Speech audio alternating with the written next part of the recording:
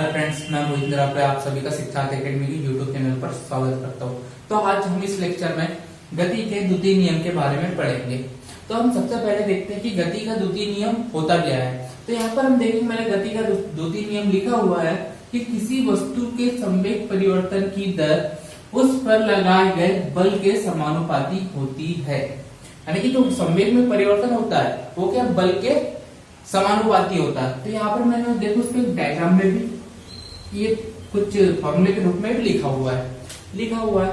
तो अब हम देखेंगे कि जो संवेग में परिवर्तन होता है वो किस दिशा में होता है। जो संवेग में परिवर्तन होता है वो किस दिशा में होता है, तो वह है ना बल की दिशा में होता है। तो यहाँ पर मैंने लिखा हुआ है कि जो संवेग में होने वाला परिवर्तन किसी बल की दिशा में होता है। ठीक है, यहाँ तक आपको समझ में आएगा। आपने बहुत दिनों से न्यूटन के गति का द्वितीय नियम भी पढ़ते आ रहे हो, जो किसी वस्तु के संवेग परिवर्तन दर उस पर लगाए गए बल के समानुपाती होती है। तो हम देखेंगे यहाँ पर कि जो संवेग है, संवेग क्या होता है। एक्चुअली में हमने इससे पहले किसी लेक्चर में संवेग के बारे में चर्चा नहीं करी थी। तो हम सबसे पहले देखेंगे संवेग होता क्या है। तो संवेग की मैंने यहाँ पे एक परिभाषा लिखी, क्या कि किसी गतिमान वस्तु का संवेग उसमें निहित गति की माप होती है, या मैं माप की जगह पर इसको क्या बोल सकता हूँ, मात्रा भी बोल सकता हूँ। कि किसी गतिमान वस्तु के में जो संवेग होता है वह उस वस्तु में निहित क्या होते हैं, गति की माप या मात्रा होती है। या फिर अब हम देखेंगे संवेग के बारे में कि ये संवेग एक्चुअल में होता क्या है। तो किस किस पर कौन कौन सी भौतिक राशियों पर संवेग निर्भर करता है। तो जब हम देखेंगे तो संवेग जो है द्रव्यमान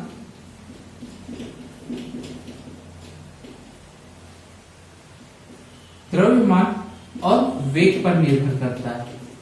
कौन कौन सी भौतिक राशियों पर निर्भर करता है, द्रव्यमान और वेग पर निर्भर करता है। तो हम देखते हैं जो संवेग है हम उसको इंग्लिश में कहते हैं मोमेंटम। मोमेंटम जो है उसको हम संकेत से दर्शाते हैं। जैसे हम फिजिक्स की भाषा में बहुत सारे ऐसे कुछ भौतिक राशियां जिन्हें हम क्या संकेत से दर्शाते हैं।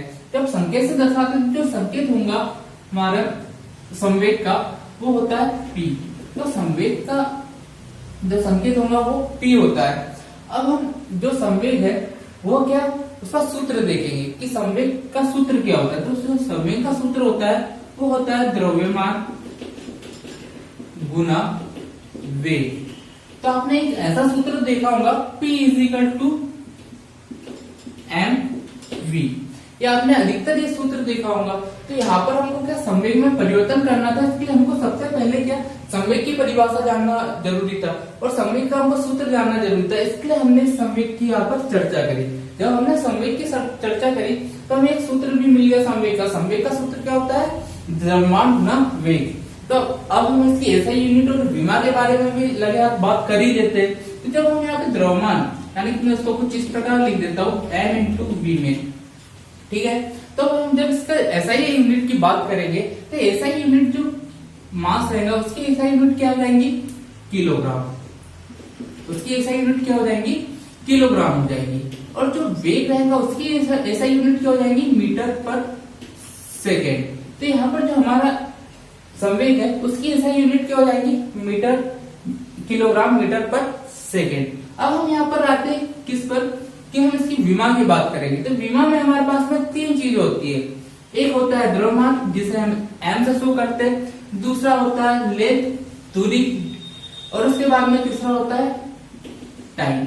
जब हम यहाँ पे संवेग की विमा के बारे में बात करेंगे तो जब संवेग की विमा होगी वहां पे मास भी है, तो यहाँ पे m⁻⁴ और यहाँ पर लेंथ भी है मीटर में, तो उसकी भी वो भी l रहेगा। लेकिन जो समय है वो क्या है, किलोग्राम और मीटर के अपॉन में। जब हम उसको ऊपर ले जाएंगे तो क्या हो जाएगा, समय जो t है उस r⁻⁻1 हो जाएंगी।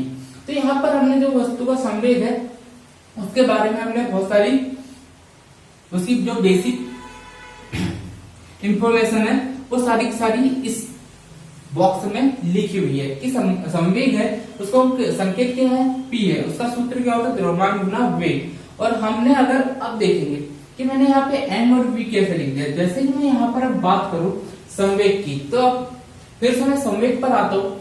तो उसमें क्या होगा कि जो संवेग होता है किसी भी वस्तु में निहित गति की माप या मात्रा होती है।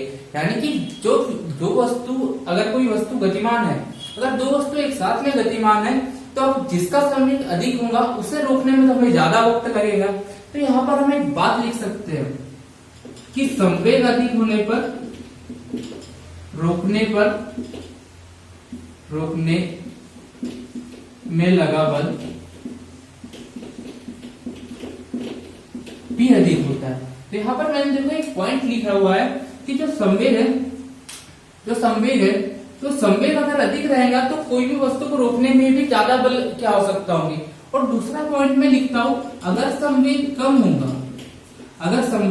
कम होगा तो उसे रोकने में भी हमें कम समय लगेगा। तो जो ये रोकने में लगा समय भी क्या हो जाएगा, कम हो जाएगा। तो किसी वस्तु अगर कोई संवेग है तो वो उसकी प्रकृति क्या होंगे, तो हम इसकी अगर प्रकृति के बारे में बात करें, संवेग की प्रकृति के बारे में हम बात करें, तो संवेग एक सदिश राशि होती है। संवेग कैसी, सदिश राशि होती है।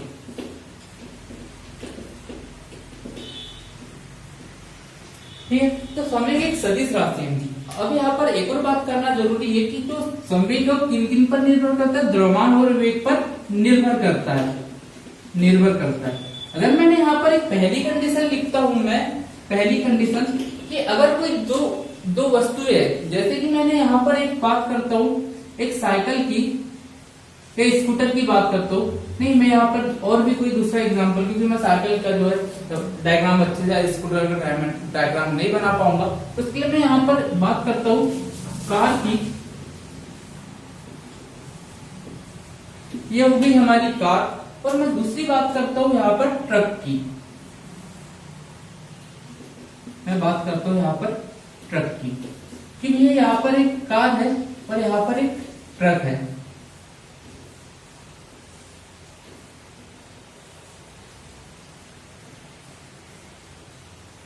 ठीक है, तो ये हमारी कार है और यहाँ पर ट्रक है। लेकिन यहाँ पर एक पॉइंट रखता हूं मैं कि इनका द्रव्यमान तो दोनों का अलग अलग होगा, कार और ट्रक का द्रव्यमान में बहुत अंतर होता है, लेकिन ये दोनों जो है इसका क्या वेग समान है। अगर इनका वेग समान है, जैसे मैंने यहाँ पर देख लिया कि ये जो कार चल रही है उसका भी वेग 60 मीटर पर सेकेंड है, और जो ट्रक चल रहा है उसका भी वेग कितना है, 60 मीटर पर सेकेंड है। तो हम यहाँ पर देखेंगे कि दोनों वस्तुओं में से कार को रोकने में ज्यादा बल की आवश्यकता होगी या ट्रक को रोकने में ज्यादा आवश्यकता होगी। तो यहाँ पर मैंने देखा कि संवेग जो है, अगर संवेग अधिक होगा तो उसे रोकने में लगा बल भी अधिक होगा। तो यहाँ पर हम देखते हैं दोनों वस्तु का, जैसे कि मैंने इसका मान दिया, इसका जो द्रव्यमान है वो है 50 kg, लेकिन आपने देखा कार की अपेक्षा ट्रक का जो द्रव्यमान होता है बहुत अधिक होता है। तो यहाँ पर मैं लिख देता हूँ इसको 70 kg, यानी कि ये सिर्फ मैंने माना हुआ द्रव्यमान है, ये एक्चुअल में ऐसा नहीं रहता है, क्योंकि आपने सुना होगा कि कार और जो ट्रक है उसका टन में कुछ वेट जाता है, लेकिन मैंने यहाँ पे मानने के लिए और उन्हें समझने के लिए आसानी से इसे लिख दिया है। तो यहाँ पर हम देखते हैं कि दोनों में से कौन सी वस्तु को रोकने में ज्यादा बल की आवश्यकता होगी। अगर जिस वस्तु का बल ज्यादा होगा, जिस वस्तु का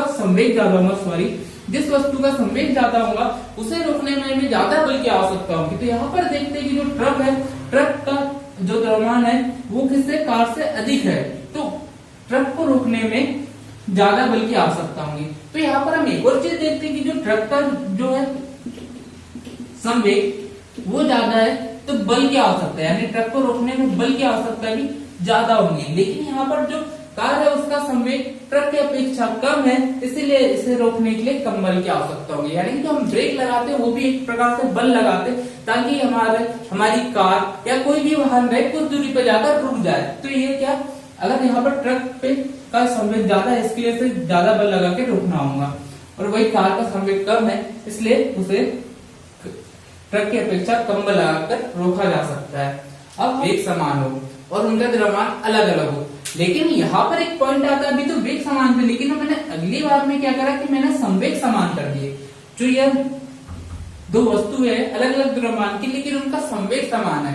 तो यहाँ पर हमको ये देखना होगा कि जो इसका द्रव्यमान तो अधिक है और इसका द्रव्यमान कम है, यानी कि ट्रक का द्रव्यमान ज्यादा है, कार का द्रव्यमान कम है, लेकिन उनका संवेग समान है। तो हम इसके लिए यहाँ पर एक लॉजिक लगा सकते हैं, जैसे कि इन दोनों के अगर कार का वेग ट्रक के वेग से अधिक होगा तो हम इसे क्या संवेग समान में प्रदर्शित कर सकते हैं। तो यहाँ पर इस कंडीशन में देखेंगे जब तो विभिन्न द्रव्यमानों की वस्तुओं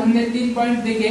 अगर कोई भी वस्तु रहे, कोई भी गतिमान वस्तु रहे, अगर उसका संवेग अधिक होगा तो उसे रोकने में भी अधिक बल की आवश्यकता होगी। और यदि किसी वस्तु का संवेग कम होगा, यानी कि दो वस्तु की अगर तुलना की जाए, जैसे कि ट्रक का यहाँ पर संवेग अधिक था और कार का कम था, तो जो वस्तु कार है उसे कार को रोकने में कम बल की आवश्यकता होगी। तो यहाँ पे हमने संवेग के बारे में सारी चीजें बता दी है। अब इससे रिलेटेड कोई भी क्वेश्चन आएगा तो शायद आपसे बन जाएगा, या मैं ऐसा कुछ कहना चाह रहा था कि आपसे सारे संवेग के आधारित क्वेश्चन बन जाएंगे, चाहे आप कोई भी एग्जाम दो, आरआरबी का दो, एसएससी का दो, एमपीपीएससी तक का मैं सिलेबस में कंप्लीट कर चुका हूँ। अब इसके बाद में पुनः फिर से कहा जाते हैं गति के का द्वितीय नियम। जो गति का द्वितीय नियम होता है हम उसके बारे में चर्चा करते हैं। तो यहाँ पे हमने संवेग के बारे में बहुत सारी चीजें पढ़ ली है, तो मैं क्या इतना पोर्शन हटा देता हूँ, उसके बाद में हम गति के द्वितीय नियम का जो फॉर्मूला निकल के आता है बल का गति के द्वितीय नियम से, उसके बारे में यहाँ पर चर्चा करेंगे। ठीक है दोस्तों, तो अब हम यहाँ पे देखते हैं कि जो गति का द्वितीय नियम था क्या बोल रहा था, जो बल है वो किसके समानुपाती, संवेग में परिवर्तन के दर के समानुपाती होता है। तो हम अधिकतर देखते हैं कि जो बल होता है हम इसे कैसे शो करते हैं, एफ से शो करते हैं, और एफ किसके समानुपाती है, संवेग में परिवर्तन के दर। तो मैं संवेग में परिवर्तन की दर को del p upon del t लिख सकता हूँ, यानी कि आपका संवेग में परिवर्तन हो रहा है। और दर की बात करेंगे तो समांतराल यहाँ पे नीचे आता है, तो यहाँ पर मैंने क्या लिख दिया, डेल टी। अगर मैं यहाँ पर बात करूं, मेरे पास में दो वस्तुएं, दो विभिन्न वस्तुएं है, जिसमें कि चलो इसको कुछ ऐसा है कि अगर मेरे पास में एक वस्तु है, जैसे कि मैं फिर से यहाँ पे कार का एग्जाम्पल लूंगा ताकि आपको आसानी से समझ में आए और मुझे भी बनाने में थोड़ी कठिनाई ना जाए, क्योंकि मैं कार का डायग्राम आसानी से बना लेता हूँ। तो अब यहाँ पर हम देखेंगे कि जो कार है, तो जो कार है, अब जैसे ही इसका द्रव्यमान मैंने मान लिया m, और यह अभी इसका वेग कितना है, v1 है, लेकिन कुछ समय चलने के बाद जब कार यहाँ पे पहुंचती है तो इसका जो वेग हो जाता है v2 हो जाता है। तो यहाँ पर यही बोला गया है न्यूटन के गति के द्वितीय नियम में कि जो बल समानुपाती होता है किसके, संवेग परिवर्तन के दर के समानुपाती होता है। तो यहाँ पर हम देखेंगे कि इस टाइम पे तो ये जो वस्तु कार है, कार का जो संवेग होगा पहली कंडीशन में, तो यहाँ पर पहली कंडीशन में कार का संवेग कितना होगा, m इंटू v1। लेकिन जब वो कुछ टाइम कितना t टाइम बाद में कुछ दूरी पर पहुंच जाती तब उसका दूसरी कंडीशन में उसका संवेग कितना होगा m इंटू v2। तो यहाँ पर हम देखेंगे कि जो दो कंडीशन में अलग अलग इसका संवेग मिलता है, तो यहाँ पर हम इसको पुट कर देते हैं, यानी संवेग परिवर्तन की दर। तो हम क्या करेंगे, जो बड़ा वाला संवेग जो अधिक संवेग है उसमें से हम छोटे वाले संवेग को घटा देंगे। तो यहाँ पर कितना हो जाएगा m v2 minus m v1। और यह जो संवेग परिवर्तन हुआ कितने समय में हुआ, अगर किसी भी दर की बात अगर करी जाए तो अपॉन में जो भी चीज की परिवर्तन की दर की बात करी जाए तो इनका अंतर और बटे में क्या हम समय अंतराल लिखते हैं। तो यहाँ पर मैं देखता हूँ यहाँ पे t समय में इतना परिवर्तन हुआ, यानी कि जो वेग था गाड़ी का v1 से v2 हुआ और उनके संवेग में परिवर्तन हुआ। तो यहाँ पर मैं कार को हटा देता हूँ। जब मैंने यहाँ से कार को हटाया तो अब मैं देखता हूँ कि जब संवेग परिवर्तन की दर किसके बल के समानुपाती होंगे, तो मैं यहाँ पर डायरेक्टली नीचे ये लिख दूं F proportional to m v2 minus m v1 upon t। तो यहाँ से एक चीज देख सकते हैं अपन कि मैं यहाँ से m कॉमन निकाल लेता हूँ, m कॉमन निकाल लेता हूँ। अपन अधिकतर देखते हैं कि अगर कोई दो समान वस्तुएं है तो दो समान संख्याएं है तो हम उसे कॉमन निकाल लेते हैं। यहाँ से मैंने m को कॉमन निकाला तो यहाँ पे v2 minus v1 upon t आ गया। तो यहाँ पर मैं देखूंगा कि मैं अगर m को अलग रखने दूं तो मेरा जो त्वरण होता है एक्सीलरेशन उसका जो फॉर्मूला होता है वो क्या होता है v2 minus v1 upon t। तो मेरे को कुछ इतनी संख्या में इतने फॉर्मूले में कुछ वही दिख रहा है कि यहाँ पर भी क्या लिख सकता हूँ मैं v2 minus v1 upon t की जगह मैं a लिख सकता हूँ। तो यहाँ पर हम देखते हैं f समानुपाती m इंटू a। लेकिन यहाँ पर क्या होगा, जो ये f है जो यहाँ पे फोर्स है, तो यहाँ पे जो समानुपाती का चिन्ह लगा हुआ है तो उसे हटाने के लिए हम अधिकतर एक चीज यूज में लाते हैं कि नेतांक ले लेते हैं। तो मैंने यहाँ पर ले लिया नेतांक k, तो k इंटू एम है। तो आगे चल के देखूंगा तो जो एसआई पद्धति होता है, एसआई यूनिट और सीजीएस यूनिट में जो k रहेगा नेतांक उसका जो मान रहता है वो 1 लेते हैं। तो एसआई यूनिट और सीजीएस यूनिट में k इज इक्वल टू हम 1 लेते हैं। मैं यहाँ पर f is equal to M लिख सकता हूँ, तो मैंने लिख दिया। तो यहाँ पर हम देखेंगे जो गति का द्वितीय नियम है, गति का द्वितीय नियम, यहाँ से हमें बल का एक फॉर्मूला द्रव्यमान गुना त्वरण प्राप्त होता है। तो यहाँ से हम एक और चीज भी कह सकते हैं, हमने यहाँ पे संवेग के बारे में तो पढ़ लिया लेकिन हम बल के बारे में भी इसमें कुछ पढ़ लेते हैं कि जो बल है उसका फॉर्मूला हमें न्यूटन के गति के द्वितीय नियम से प्राप्त होता है। तो यहाँ पर हमने इस लेक्चर में संवेग के बारे में पढ़ा, गति के द्वितीय नियम के बारे में पढ़ा तथा हमने जो गति के द्वितीय नियम से जो बल का फॉर्मूला निकल के आता है उसके बारे में हमने इस लेक्चर में चर्चा की। तो मैं आशा करता हूँ कि आपको हमारा लेक्चर पसंद आया होगा। तो इसी तरह हमारे साथ में लगातार बने रहे, हमारे वीडियो देखते रहे, हमारे चैनल को लाइक करें हमारे और सब्सक्राइब करें। धन्यवाद।